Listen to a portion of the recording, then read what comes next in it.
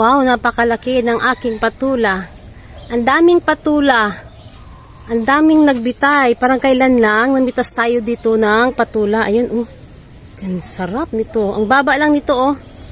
Ayan. Pipitasin natin yan ngayon. At saka doon, ang dami pa. Ayan, ang aking mga patula dyan, oh. Ayan, silipin natin. Ayan, mataas po dito. Kailangan natin pumatong sa upuan pag pipitasin. Ayan, oh wow, look at that. Ang dami nating patula. Andoon, may patula pa doon. Ayan, oh. Ayan. Ayan. Kailangan kong pitasin na ito ngayon dahil may nag-order sa akin ng patula dyan sa aking kapitbahay. Ayan, oh wow. Ang laki. Kailangan natin maibinta na ito. At mamitas tayo ng saluyot at saka alugbati.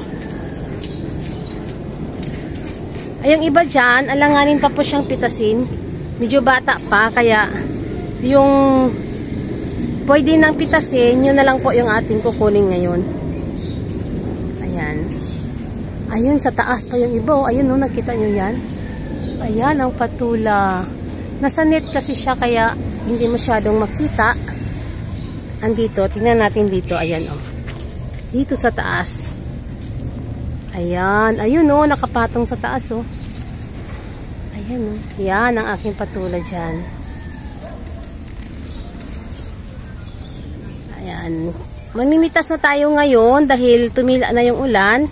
Kaya may oras na tayong mamitas habang hindi pa bumabagsak ang ulan. Parang babagsak na naman po ulit ang ulan. Ang dilim ng langit. Ayan, oh, nakita nyo, napakadilim po. Ayan ang aking garden dyan na ating binablog araw-araw. At ayan, ang aking mga patula. May patula pa dito. Ayan, napakagandang patula. Namumulaklak pa po siya. Dahil pong bulaklak. Yan po ang kagandahan ng patula dahil kahit saan po siya gumagapang at nagkakaroon po siya ng bunga. Napakasarap po nito sa miswa or sa manok or sa hipon o kahit saang ano, mas masarap po talaga yan. Napakasarap ng patula pag fresh, manamis-namis. Ayan, tara na po at mamitas na tayo. Ayan, magbabalik tayo dahil pipitasin na natin yung ibang gulay natin.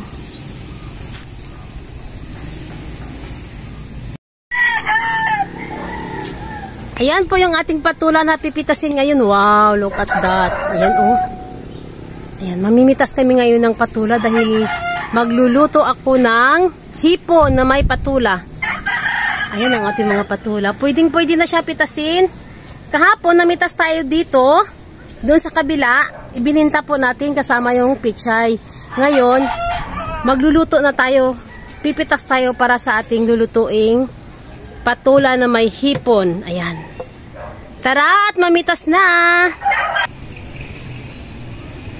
Ayan po ang aming pipitasin na pili namin ng anak ko. Yan.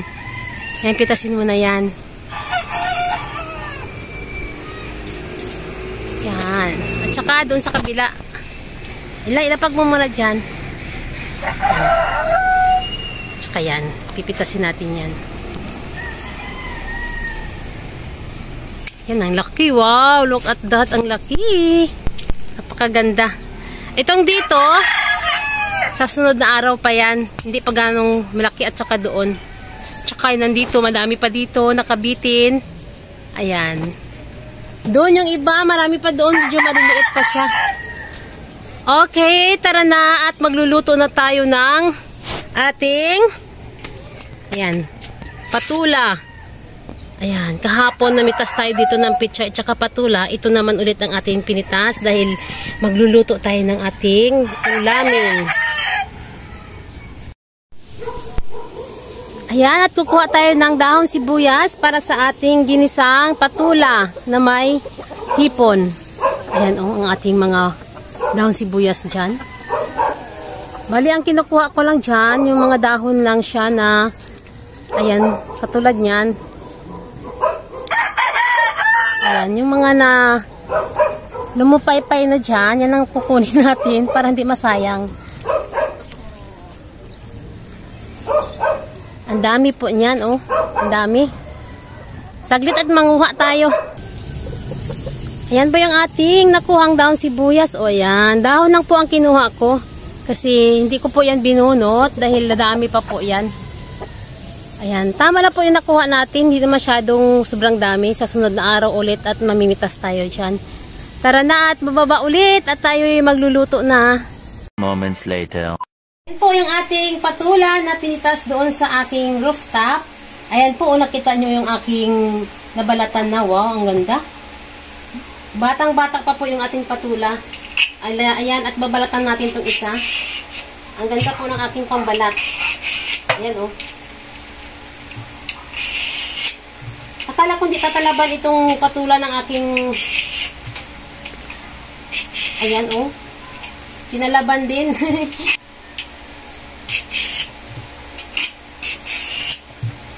Ayan.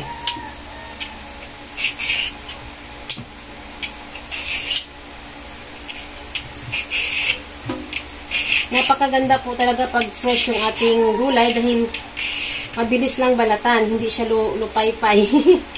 Hindi siya lanta. Pag yung binibili namin minsan, nako, lanta na. Ang hirap na siyang balatan. Hindi katulad dito na napakaganda pa ng kanyang ano, oh, balat. Dire-diretso ang ating pag... Ayan, katulad yan. Oo, diba? Dire-diretso. Tsaka ang bilis lang. Ayan, tanggalin natin yung mga ano, may green pa. Ay, napakaganda talaga. Pag may sarili tayong kali, meron tayong napipitas na katulad dito. Ayan. Ayan ang ating patula. Pipitasin na natin. Ay, ano natin? Okay, ayan na po yung ating dahon sibuyas, yung ating hipon ng pansahog. Tsaka ayan na. Ang ating dahon sibuyas na pinitas doon sa taas. Ayan, at magigisa na tayo ngayon.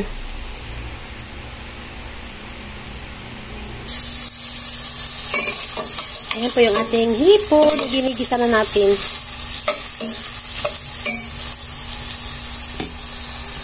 Ayan, palakasan natin ng konti yung ating apoy. Wow! Hipon pa lang. Bang-bango na.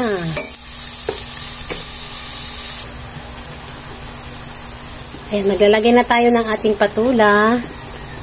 Ayan, wow. Look at that. Napakaganda ng patula.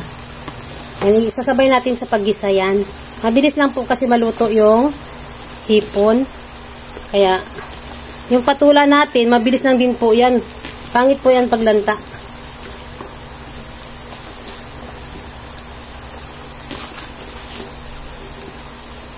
Ayan. Wow, ayan na po yung ating hipon na may patula. Ayan, napakamahal po ng hipon. 400 po ang kilo.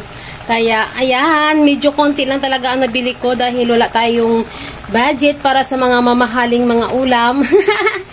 Yan, tama lang dahil kami lang naman ang kakain. Ayan. Wow.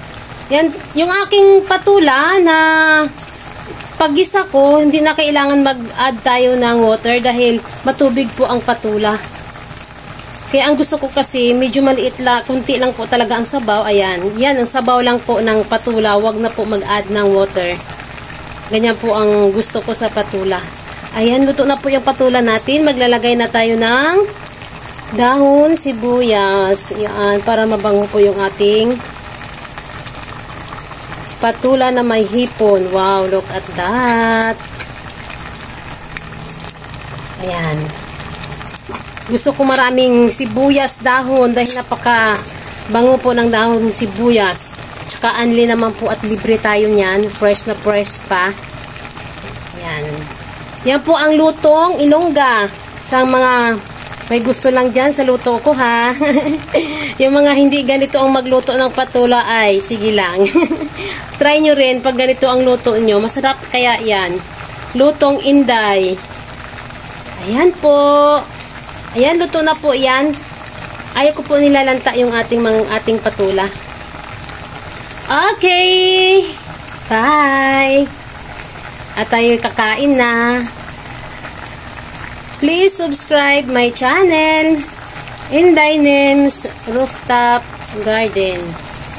Thank you.